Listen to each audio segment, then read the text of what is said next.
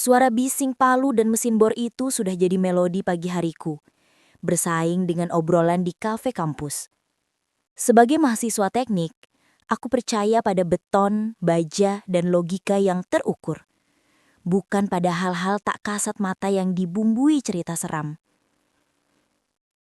Setiap hari, dari balik jendela kafe ini, aku melihat proses pembangunan itu berjalan maju, meruntuhkan apa yang lama, menggantikannya dengan yang baru. Di sudut meja, Arya dan Sita asik membahas desas-desus. Katanya, setan kampus X itu marah karena wilayahnya diganggu. Bisik Arya, matanya membelalak, wajahnya tegang. Aku hanya tersenyum miring, menyesap kopi hitamku yang pahit. Setan kampus X, yang bener saja, batinku. Ini abad ke-21, bukan zaman dongeng pengantar tidur. Yang ada hanya proyek pembangunan yang telat karena kontraktornya kebanyakan ngopi. Logikaku mentertawakan ketakutan mereka. Aku selalu menganggap cerita-cerita hantu itu hanya bualan. Cara mahasiswa senior menakut-nakuti para maba. Toh selama ini tak pernah ada bukti nyata. Atau setidaknya itu yang aku pikirkan. Aku mungkin meremehkan ketakutan mereka. Tapi ada sesuatu dalam bisikan Arya dan sorot mata takut Sita yang memicu ego skeptisku. Aku ingin membuktikan, sekali dan selamanya, bahwa semua itu hanya isapan jempol. Jadi malam itu, dengan senter di tangan dan tawa yang sedikit terlalu kencang, kami berempat, aku, Arya, Sita, dan Rendra, menyelinap masuk ke gedung fakultas tua itu. Aku menyapu senter ke sekeliling, memperlihatkan lorong-lorong gelap gedung tua yang sepi dan berdebu. Jendela pecah, coretan di dinding, udara di dalam terasa dingin, berat, dan lembab. Kontras dengan hangatnya kafe tadi pagi. Awalnya kami tertawa-tawa. Setiap bayangan yang bergerak karena senter kami jadi bahan lelucon. Arya bahkan sengaja menirukan suara hantu, membuat Sita menjerit pelan yang langsung disambut tawa kami. Aku merasa menang. Lihat kan? Tidak ada apa-apa. Namun, perlahan, tawa itu memudar. Sebuah desisan pelan, seperti angin bergesekan dengan sesuatu yang tajam, terdengar dari ujung lorong yang gelap gulita. Kami berhenti. Angin doang, gumamku. Mencoba terdengar yakin. Tapi kemudian, lampu neon di atas kepala kami, yang entah bagaimana masih bisa menyala meski hanya berkedip-kedip, tiba-tiba mati total. Gelap. Total. Hanya senter kami yang bertahan. Nafasku tertahan. Hening. Lalu, di depan mata kami, sebuah bangku kayu tua yang reyot bergeser sendiri, menghasilkan suara seretan yang menusuk ke tulang. Tawa kami sudah benar-benar lenyap, digantikan oleh detak jantung yang berpacu. Keheningan setelah bangku itu bergeser terasa memekakan telinga. Hanya dipecahkan oleh detak jantungku yang berpacu kencang. Arya yang paling banyak bicara tadi, kini dia membeku. Sita menempel ke Rendra, matanya terbelalak seperti piring. Aku mencoba menelan ludah, tapi tenggorokanku kering kerontang. Ini bukan angin.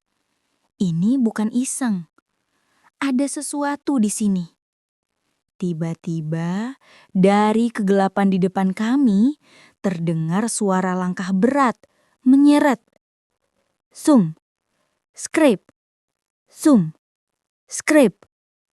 Arya tersentak, senternya jatuh dari genggaman. Senter Arya jatuh dari genggaman. Kami semua membeku. Suara itu semakin dekat. Dan aku bisa mencium bau apek yang menusuk hidung. Seperti tanah basah bercampur dengan sesuatu yang busuk. Arya, senter, bisikku. Suaraku nyaris tidak keluar. Tapi Arya sudah terhuyung mundur, matanya terpaku pada bayangan gelap yang kini bergerak cepat melintasi dinding di ujung lorong. Ia membuka mulut, ingin berteriak, tapi hanya suara tersedak yang keluar. Sepersekian detik kemudian, sebuah papan kayu lapuk dari langit-langit runtuh tepat di tempat ia berdiri tadi. Nafasku terhenti. Bukan, ini bukan kebetulan. Ini bukan lagi lelucon. Mataku mulai menyapu sekeliling, mencari jawaban, mencari penjelasan. Di sebuah meja tua yang berserakan, aku melihatnya. Sebuah kliping koran lama yang usang, dengan foto gedung ini saat masih dibangun. Judulnya samar terbaca. Kecelakaan misterius kembali terjadi di proyek Fakultas X. Skeptisisme yang selama ini kubanggakan mulai runtuh, digantikan oleh rasa takut yang dingin dan menusuk. Apa yang sebenarnya kami ganggu? Malam itu, kami tidak tidur. Aku dan teman-teman mulai menggali, mencari setiap cerita, setiap bisikan yang pernah kami dengar tentang setan kampus X. Keringat dingin terus mengalir di punggungku saat kami menemukan pola yang mengerikan. Semua deskripsi mengarah ke satu entitas yang tak asing, Genderuwo. Mereka bilang Genderuwo adalah penjaga tanah, makhluk gaib yang murka jika habitatnya diganggu. Aku menelusuri peta konstruksi kampus yang kami dapat dari arsip. Dan disitulah rahasia kelam itu terkuak.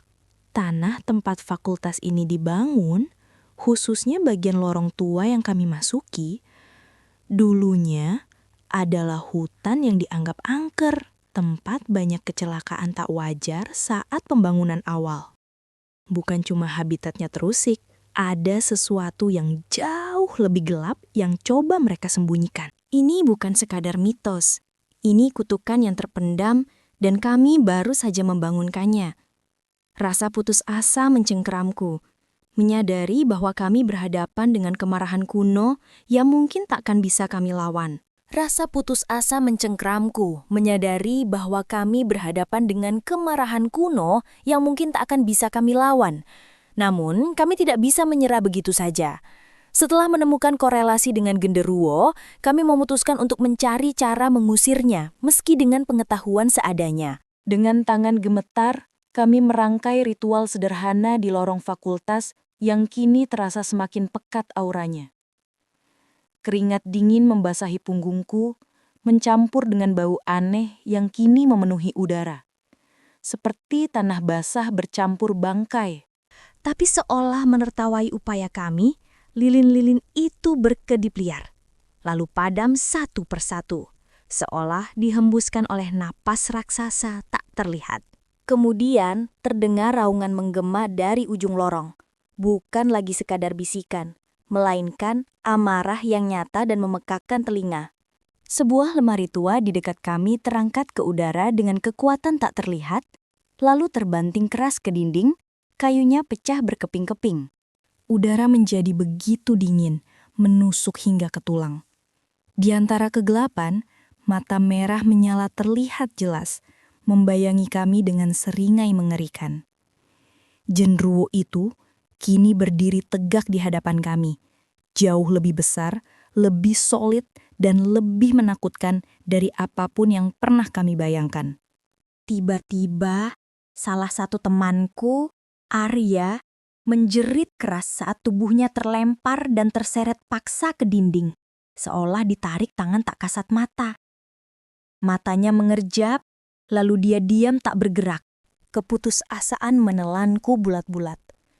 Kami telah membangunkan bukan sekadar mitos, melainkan kemarahan kuno yang tak terduga kekuatannya. Dan kini, kami benar-benar dalam masalah besar. Detik berikutnya adalah neraka yang tak terbayangkan. Raungan Genderuwo menggetarkan seluruh lorong, menekan gendang telingaku hingga terasa pecah. Seringai mengerikan itu memperlihatkan deretan gigi-gigi runcing yang berlumuran semacam lendir hitam pekat. Bau amis menusuk hidungku, bercampur bau anyir darah. Arya yang baru saja terlempar, kini menggeliat tak berdaya di dinding. Tangannya mencakar-cakar udara kosong.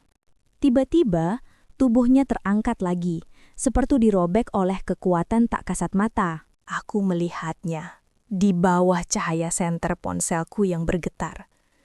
Sebuah tangan raksasa, hitam dan berbulu lebat mencengkeram Arya, mengangkatnya tinggi-tinggi. Jeritan Arya putus. Matanya terbelalak menatapku dengan kengerian mutlak sebelum tubuhnya seperti diremas paksa. Cairan merah muncrat dan dia lenyap, seolah ditelan bayangan raksasa di belakang genderuwo.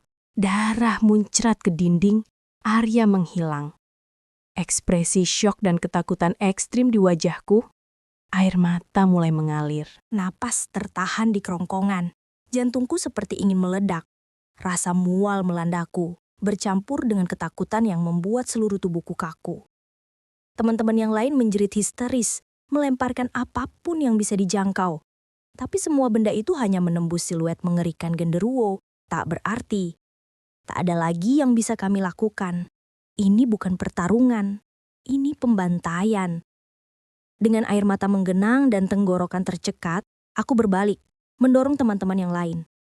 Lari, hanya itu yang tersisa. Aku dan teman-temanku berlari panik, terhuyung-huyung dalam kegelapan, meninggalkan lorong dan suara raungan genderuwo yang menggema. Beberapa minggu berlalu, kampus berusaha kembali pada ritme normalnya. Tapi, bagiku, tak ada yang normal. Tawa teman-teman sekelas terdengar seperti gema dari dunia lain, jauh dan tak bisa kugapai. Di kepalaku, hanya ada bisikan genderuwo, bayangan Arya yang menghilang, dan cipratan darah yang menodai ingatan. Setiap napas terasa berat. Setiap detik dipenuhi rasa bersalah yang menggerogoti. Aku bisa saja menyelamatkannya. Kami seharusnya tidak pernah ke sana. Di sela-sela kelas, koran lokal seringkali menjadi teman bisu. Mereka menyebutnya kecelakaan. Aku tahu itu bukan. Aku tahu dia masih di sana. Genderuwo itu masih menghuni lorong-lorong tua, dan hanya aku yang tahu kebenaran mengerikan itu. Suara alat berat yang menderu di luar jendela adalah pengingat konstan. Proyek pembangunan gedung baru terus berjalan. Seolah-olah tak ada yang pernah terjadi. Seolah-olah fondasi baru itu tidak dibangun di atas tanah yang sudah diresapi ketakutan dan darah. Aku seringkali berhenti, menatap gedung tua itu dari kejauhan. Dia belum pergi. Dia hanya menunggu.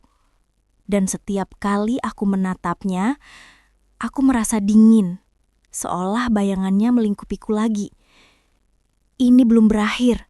Tidak akan pernah berakhir.